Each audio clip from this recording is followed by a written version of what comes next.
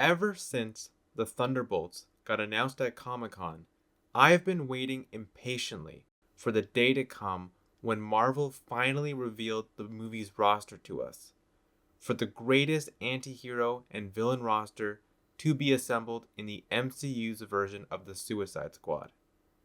And now that the roster has finally been revealed, what did I think?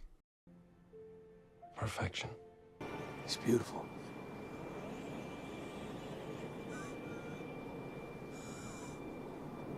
This is the perfect lineup of characters. There's nothing I would change.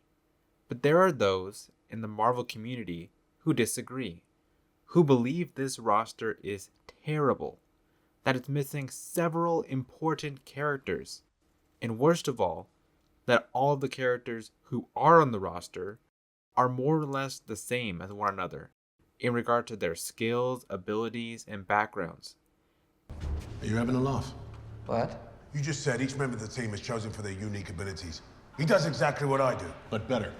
Now this really upset me because it's not true whatsoever, and I feel like I need to try and set the record straight because I can't let these idiotic fans get away with saying such slander. So it's time for me to humiliate them by showing how wrong they are. This is where the fun begins. Let's play a game. I'm going to say facts about a member from the roster and let you guess who they are. I'm going to tell you right now, you're going to guess them pretty quickly since these people have nothing in common. Alright, let's begin. This character is a soldier. All they've known is constant war and combat for basically their entire life. They're not a bad person though. They've just got a checkered past. They have a history of being extremely good with various weaponry, with one standout being frisbee shields. They've also been injected with a serum to give them enhanced strength and reflexes, making them a super soldier.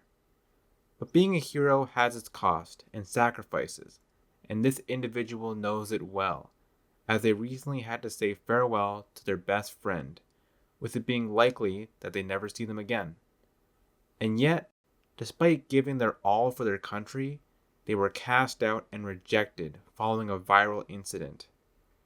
Early in their life, they were seemingly killed in a horrific accident, but what followed was a fate worse than death. They were brainwashed into becoming an assassin for a secret evil organization, forced to commit terrible crimes against their will. But eventually, they were saved by someone from their past who freed them from this nightmare.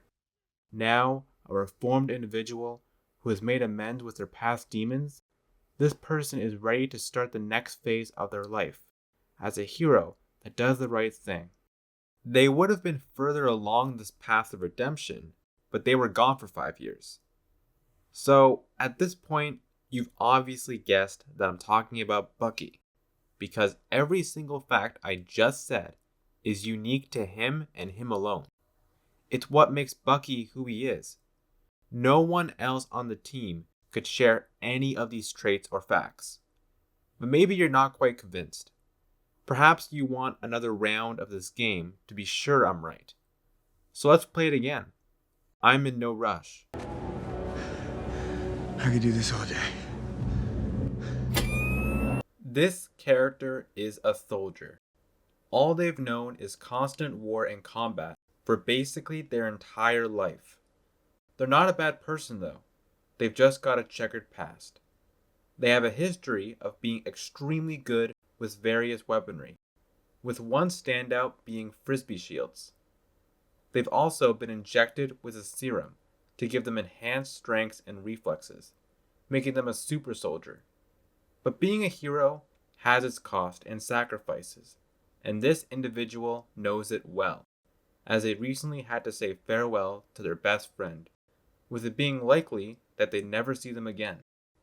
And yet, despite giving their all for their country, they were cast out and rejected following a viral incident. They also have a hot wife.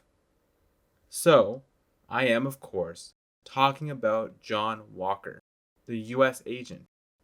But you, of course, already knew that, just like you did with Bucky. Now, I could go on and play this game with the other characters, but I'm sure that's unnecessary, since you're more than convinced at this point that these people have no overlapping qualities whatsoever. As for those who say the roster is overloaded with characters from the Falcon and the Winter Soldier and the Black Widow movie, I would argue that this makes complete sense, since these are obviously the best things Phase 4 has produced. Not No Way Home, not Shang-Chi, not Moon Knight, and not Loki. Obviously, the best are the movie about the dead girl who fell to her death, Fall Some More, while simultaneously giving us the worst Taskmaster possible, and the show about the guy who graciously accepted the shield in Endgame, but then didn't want it. But then 6 hours later, you're not going to believe this, he decided that he actually did want it. You see, that's elite storytelling right there. I would have just ended that storyline with Endgame and had his next appearance be as Captain America, but Marvel Studios knew that we instead needed a 6-hour DLC where he accepts the shield again, but more slowly. Perfection. It's beautiful. Thank you. I'll do my best. Thank you, Captain America. But this belongs to you.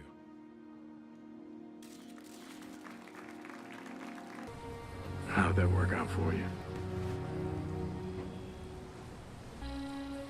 No. Which now brings us to the final question. Where is Abomination? Where is Justin Hammer? Where is Zemo? Where is Songbird? Where are they? Where are they? You have nothing. Nothing to threaten me with. Why aren't any of these amazing characters part of the roster? It's kind of obvious. The reason is simple. On the current roster, not only are there 3 Russians, but there are also 2 Americans and 1 British. That's 3 different countries being represented. That's insane. 2 would have been hard enough, but Marvel's always trying to push the boundaries of filmmaking, so I trust their decision here. But then there are those who also want Marvel to add someone who is both Russian and English, a Sokovian, and another 2 Americans. Are you insane? Are you crazy? You want to add more Americans? Do you know how much of a handful they are? And on top of that, you want to add a whole other country to this, as well as someone who is not 1 but 2 countries? No. I'm sorry, that's not possible, because such massive levels of diversity in such a large roster would destroy the movie in its attempt to balance them all. I mean, just look at this image of the team. How many characters do you see with a shield? That's right, 1, which tells us that that's her special skill. Shields, a skill that no one else on the roster has. That's a level of diversity in a film that has never been seen before. So yeah, I hope I've cleared up all your false concerns about this roster and movie. Personally, I see nothing but positives here. I am just so happy with this roster. I feel great. I feel amazing, actually. I'm not having a mental breakdown about this roster whatsoever, because it's fantastic, so there's nothing to worry about. Oh, fuck. Oh, God, why is this happening to me? It's not fair. It's so fucking unfair. I'm fine. I'm fine. I'm fine. I'm fine.